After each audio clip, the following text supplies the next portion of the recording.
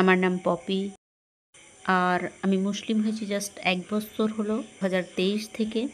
আমার আসলেই কোনো ধর্ম ছিল না বেড়ে ওঠার দিনগুলিতে। কারণ I was lost। আমার মনে হতো আমি যেন হারিয়ে গিয়েছি। আমি সবসময় খোঁজ করতাম। যদিও আমি আগে গডে বিশ্বাস করতাম আর আমি জানতাম স্টোরিগুলো প্রফেটদের, তবে আমি কখনোই শুনিনি প্রফেট মুহাম্মদ সাল্লাল্লাহু আলাইহি ওয়াসাল্লামের স্টোরি। আমার জীবনে সত্যিই আসলে কোনো ধর্ম ছিল না। এটা ছিল অনেক বেশি বিশ্বাস করা জাদুতে।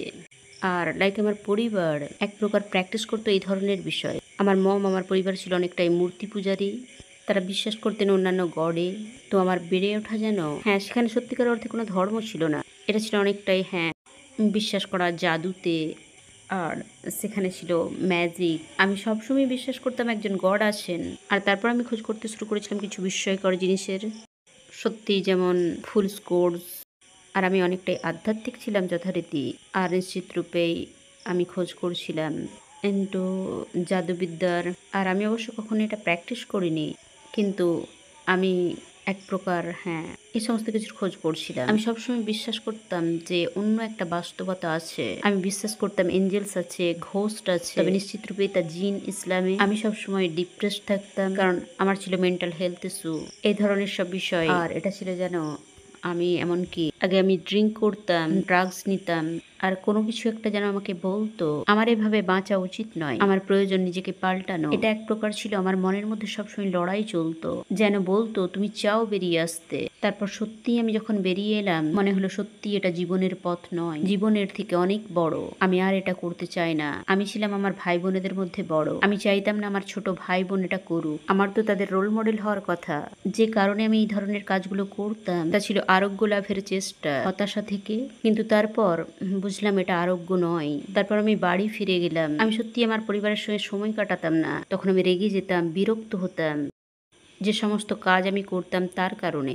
এটা ছিল ওই সমস্ত বিষয়ের উপর নির্ভর করে নিজেকে খুশি রাখার চেষ্টা করা, কিন্তু এটা কখনোই সাহায্য করতো না। তাই সত্যিই জাস্ট আমার জীবনটাকে পাল্টানোর প্রয়োজন ছিল।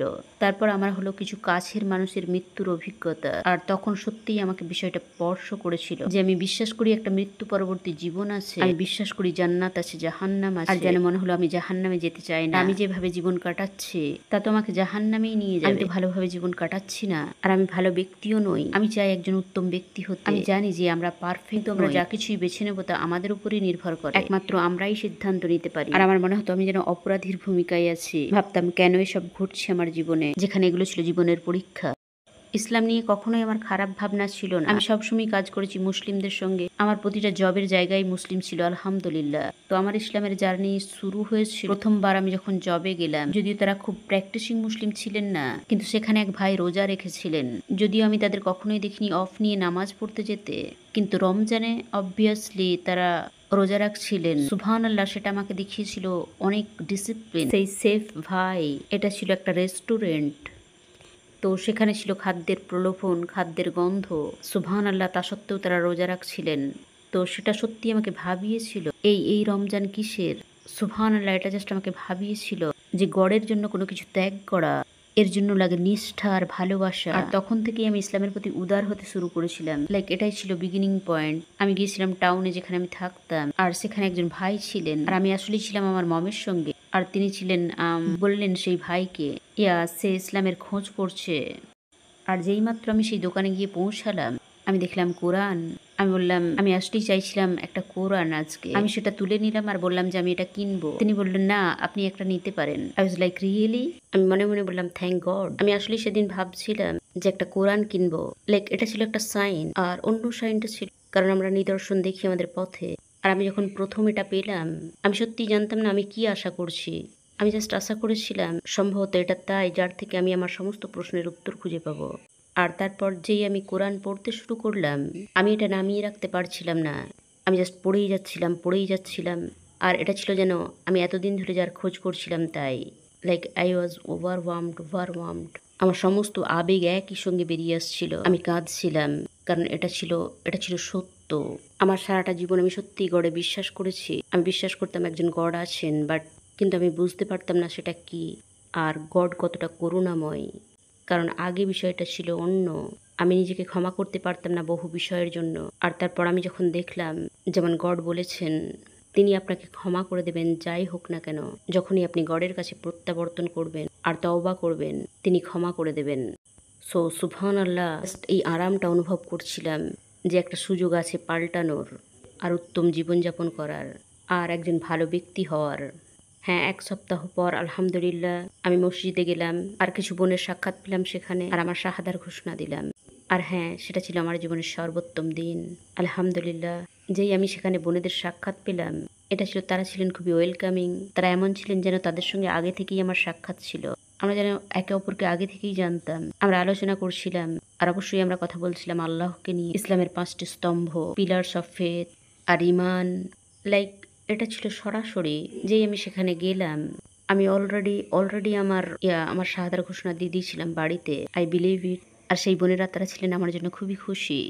তারা মুচকি হাসছিলেন। আর এখন আমি সেই অনুভূতিটা বুঝি, কারণ কেউ যখন ইসলাম গ্রহণ করে, সে জাহান্নাম থেকে নিরাপদ হয়ে যায়। আপনি সুযোগ পেয়ে যান জান্নাতে যাওয়ার। আর আরও এটা সত্যিই ছিল, লাইক গোটা উম্মত হলো একটাই পরিবার। আর আপনি কখনোই একাকিত্ব অনুভব করবেন না। যদি আপনার থাকে প্রশ্ন, সেখানে আছে বোনেরা, তারা আপনাকে উত্তর পেতে সাহায্য করবে। কারণ নিশ্চিত রূপেই নও মুসলিম হিসাবে আপনার থাকবে অনেক প্রশ্ন। আমি আগে কখনো একটা বিষয়ে আটকে থাকতে পারতাম না। আমি জাস্ট সবসময় পালিয়ে বেড়াতাম।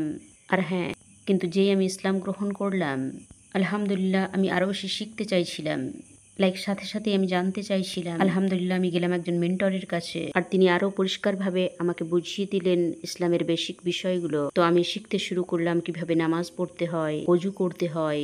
যতই আমি শিখতে শুরু করলাম, আমি গডকে ভালোবাসতে শুরু করলাম, এমনকি আরো বেশি। তবে আমি গডকে ভয় করতেও শুরু করলাম অনেক বেশি। আর সেটাই নিশ্চিত রূপে আমাকে এমন করে দিয়েছে যে আমি আর পূর্বের বিষয়গুলোতে ফিরে যেতে চাইছিলাম না, যা আমি করতাম। আর আল্লাহ বলেছেন যে যদি কেউ আল্লাহর জন্য কোনো কিছু ত্যাগ করে, তার পরিবর্তে তিনি তাকে উত্তম কিছু দান করেন। আর সেই থেকে আমি যা কিছু ত্যাগ করেছি, আমি দেখেছি আমার জীবন আরো উন্নত হয়েছে। যদিও ইসলামে আছে পরীক্ষা, আপনাকে জাস্ট আস্থা রাখতে হবে গডের উপর। আমার ড্যাড সে সময় তিনি আমাকে বলেছিলেন, যখন আমি প্রথম হিজাব পড়েছিলাম, তিনি বলেছিলেন এটা খুলে ফেলো। আমি বলেছিলাম না, আমি তা খুলবো না। এটা অন্য কারোর জন্য নয়, এটা আল্লাহর জন্য। তিনি রুড ছিলেন না, তবে আমার মনে হয় তিনি ভাবছিলেন যে এটা একটা ফেজ। লাইক কেন তুমি এসব করছো? যখন আমি তাদের এ বিষয়ে আরো একটু বেশি করে বললাম, লাইক হ্যাঁ আমি একজন মুসলিম হতে চাইছি, আমি বিশ্বাস করি যে একজন গড আছেন, আর আমি বিশ্বাস করি প্রফেট মুহাম্মদ সাল্লাল্লাহু আলাইহি ওয়াসাল্লামকে। আর আমার মনে হয় তারা এই বিষয়ে কিছুই জানতেন না। তারা ইসলাম সম্পর্কে সত্যিই কিছু জানতেন না, কিন্তু তারা ছিলেন সাপোর্টিভ। তারা কখনোই আমাকে বের করে দেননি অথবা আমার থেকে মুখ ফিরিয়ে নেননি। তারা জানতেন আমি কঠিন সময়ের মধ্য দিয়ে গিয়েছি, আর আমি জাস্ট এমন কিছুর খোঁজ করতাম যা আমাকে সাহায্য করবে। আর তারা যখন থেকে দেখলেন, লাইক কল্পনা করুন, তারা আমাকে দেখেছিলেন প্রতিদিন ওই সমস্ত কাজ করতে, আর তারপর হঠাৎ করেই লাইক সব কিছুই বন্ধ করে দিলাম জাস্ট একদিনেই। এটা সত্যি ছিল একদিন, মাত্র একদিনেই আমার অন্তর জাস্ট পাল্টে গিয়েছিল, আমার চোখ খুলে গিয়েছিল। আসলে আমার কাছে সবকিছু পরিষ্কার হয়ে গিয়েছিল। আর তারা দেখছিলেন আমি কতটা শান্ত হয়ে গিয়েছি, আমি কতটা শান্তিতে আছি। আমি অনেক বেশি সময় কাটাতে শুরু করেছিলাম আমার পরিবারের সঙ্গে, কারণ আগে জাস্ট আমি বাইরে চলে যেতাম, আমি নিজের পরিবারের সঙ্গে সময় কাটানোর কথা ভাবতামই না। আর ইসলাম আমাকে শেখালো পরিবারের গুরুত্ব, পিতামাতার প্রতি শ্রদ্ধাশীল হওয়া। আমরা এর আগেও লম্বা জার্নি করেছি। এখন তারা আমার জন্য রাস্তার পাশে দাঁড়ায় আর বলে নামাজ পড়ে নাও। সুবহানাল্লাহ। প্রফেট মুহাম্মদ সাল্লাল্লাহু আলাইহি ওয়াসাল্লামের বার্তা যে ইসলাম পৌঁছাবে প্রতিটা ঘরে, আর এটাই হলো দাওয়াত। যদি আপনি ইসলামের কথা কাউকে না জানান যা তার জানা দরকার, আর এটা আমাদের মুসলিমদের উপর নির্ভর করছে, আমরা যদি মানুষদের সত্যটা না জানাই, তাহলে তারা কিভাবে জানবে? যদি কেউ আপনার মনের কথাটা জানতে না পারে, আপনি কিভাবে এই সমস্ত কিছু ভাবছেন? আর আমি আরও বিশ্বাস করি যে দাওয়াত নির্ভর করে কাজের উপর, যে আমাদের বাইরে বেরোতে হবে, মানুষদের কোরআন দিতে হবে, তাদেরকে কোরআন পড়ে শোনাতে হবে। কারণ সত্যি কথা বলতে কি, কারণ আপনি যদি কোরআন তুলে নিয়ে তাদের জন্য পাঠ না করেন, তারা তা বুঝতে পারবে না। কারণ একজন ব্যক্তি ততক্ষণ এটা বুঝতে পারবে না যতক্ষণ আপনি আরবি পাঠ করবেন। তাই একজন ইংরেজ মানুষের জন্য ইংরাজি অনুবাদটা খুবই গুরুত্বপূর্ণ। আমি বলবো যে এটা উত্তম একজন মুসলিম হওয়া আর গুনহাও করা একেবারে মুসলিম না হওয়ার থেকে।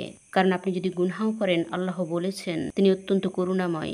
আপনি যদি তার কাছে ক্ষমা প্রার্থনা করেন, এটা সত্যি অত্যন্ত গুরুত্বপূর্ণ। আল্লাহ আমাদের কাছে যা চান, তাহলে আমাদেরকে সৃষ্টি করা হয়েছে তার ইবাদতের জন্য। এটাই আমাদের লক্ষ্য। মুসলিম কথার অর্থ এটাই, আল্লাহর কাছে আত্মসমর্পণ করা। আর প্রত্যেকেই এখনো শিখছে, কেউই সম্পূর্ণটা জানে না। কিন্তু আপনি যত বেশি জানবেন, তত বেশি আপনি আল্লাহকে ভালোবাসবেন, ভয়ও করবেন, আর আল্লাহর উপর আস্থা আপনার ততই বাড়বে।